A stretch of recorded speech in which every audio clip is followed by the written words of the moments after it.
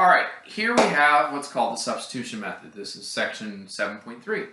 I have steps here, but a couple of comments here about, well, let me do the steps first. Step 1, get one variable all by itself. So you'll notice I have a system of equations here. This is an arrow. Let's just get rid of that.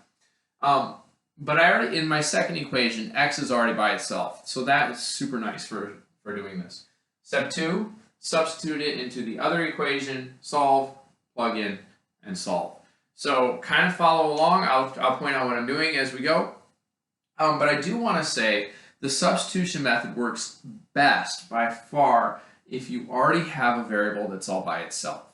Doesn't matter if it's x or y, but if you already have something that's by itself, or at least could be gotten by itself really easily, and we'll see an example of that here in just a minute. All right, so on this example, I have x already by itself. So what that tells me is that x and 2y plus 5 are the same thing.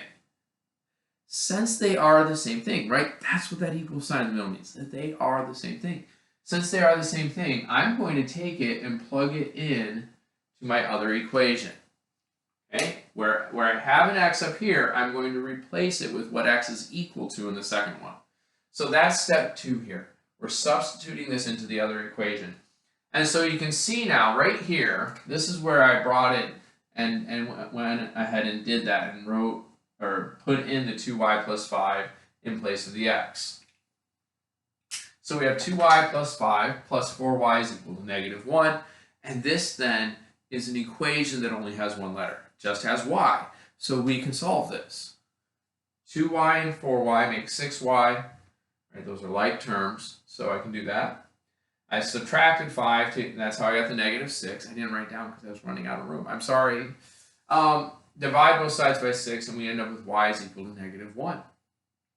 Once I have y, now this is going to be just like when we did the elimination method. I'm going to take it, I'm going to plug it back into one of my equations, and use that to find x. So I chose to plug it into this equation, and here's the suggestion. Always plug into the equation where you have a letter by itself. That's going to be so much easier than trying to put it into this one.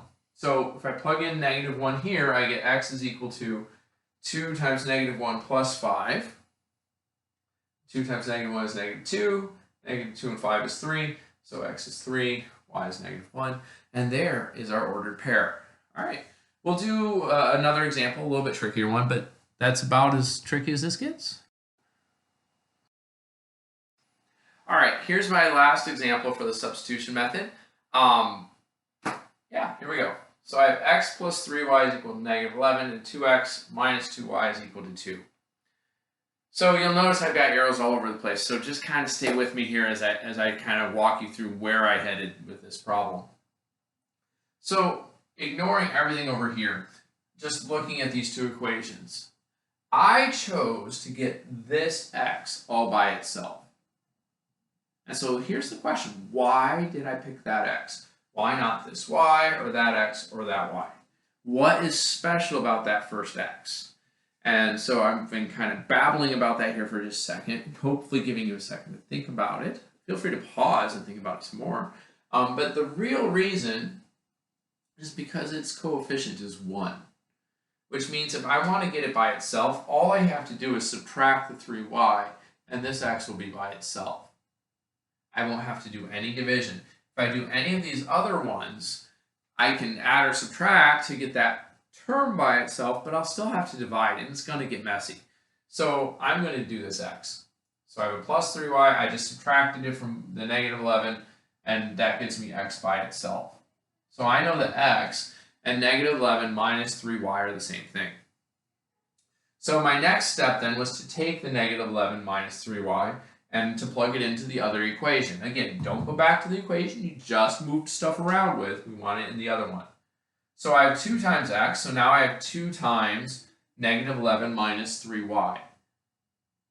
Be careful, use those parentheses, let's multiply this out.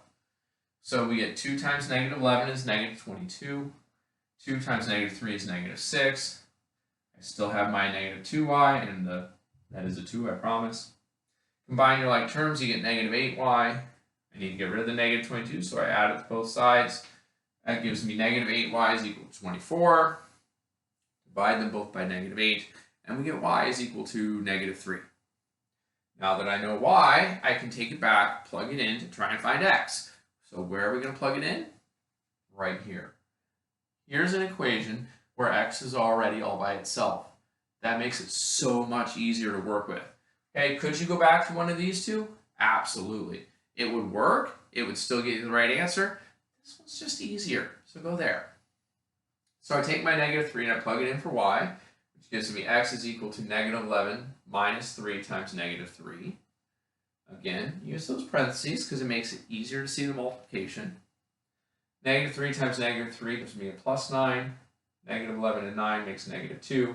And there's my ordered pair. X is negative 2, y is negative 3. And there you go. That's the substitution method. So good luck, and I'll talk to you later.